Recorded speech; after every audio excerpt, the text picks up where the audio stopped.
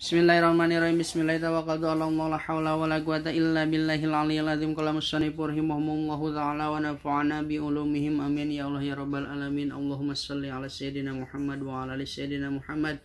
Ila hadratin Nabi Mustafa Muhammad sallallahu alaihi wasallam wa ala alihi wa sahbihi wa azwajihi wa dzurriyyatihi wal anbiya'i wa mursalina wa ulai wa syuhada'i was sholihin.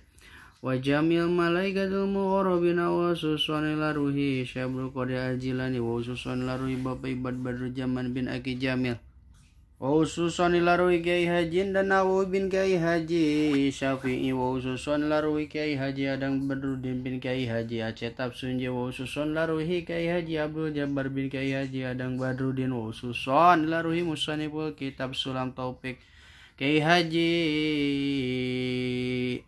Syekh Nawawi Al-Bantani wa usulim wa furu'im wa silsilatihim wa mu'minina wa mu'minat wa muslimin wa muslimat al-ahya'i minhum wal amwat lahumul fatihah. A'udzu billahi minasyaitonir rajim. Bismillahirrahmanirrahim. Alhamdulillahi rabbil alamin arrahmanir rahim maliki yaumiddin. Iyyaka na'budu wa iyyaka nasta'in. Ihdinas siratal mustaqim. Shiratal ladzina an'amta 'alaihim ghairil maghdubi 'alaihim waladdallin rabbighfir lana amin.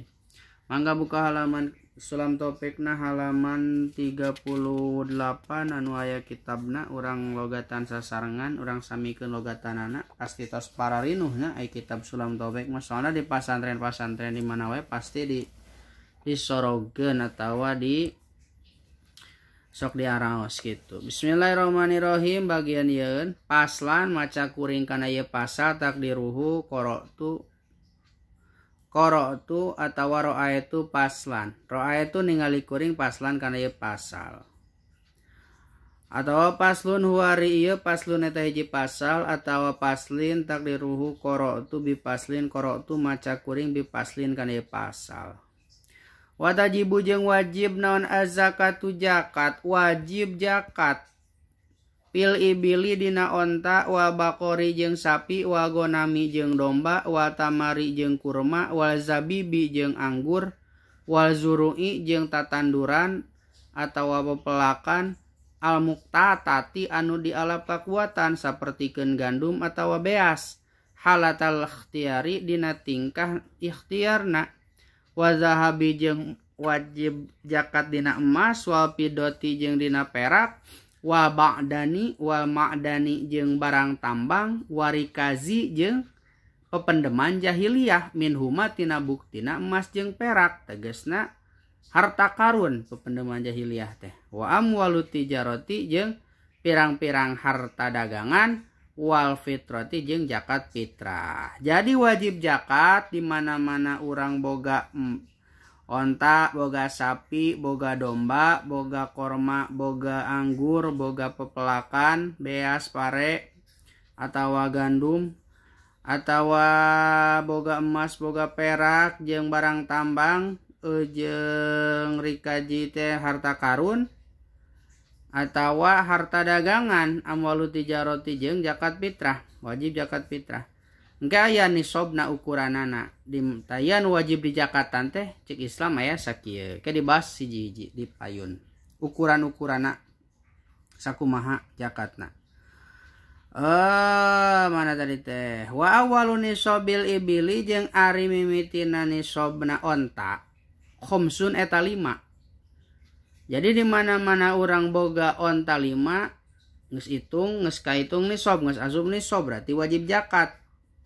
Wa minal baqori jeung tina sapi mah salasuna eta 30. Wa minal ghanami jeung tina domba mah arbauna eta 40. Jadi orang boga sapi 30 wajib zakat, boga domba 40 wajib zakat. Eta hitungan nisabna. 40 leuwih menang. Pokoknya 40 batasna.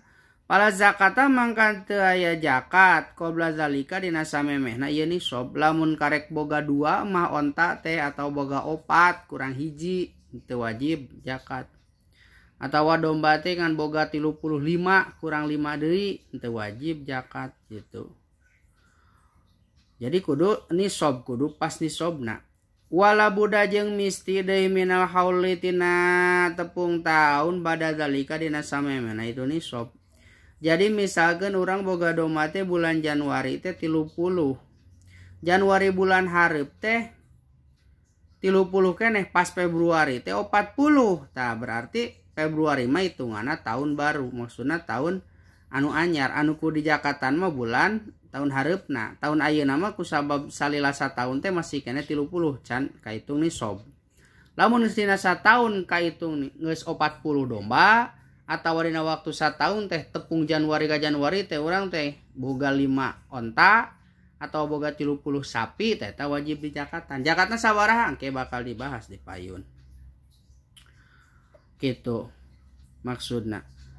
Wala buda jeung misti deui minasomi tina ngangona tina bukti ngangona pikalahin dina jukut mubahin anu diweunangkeun.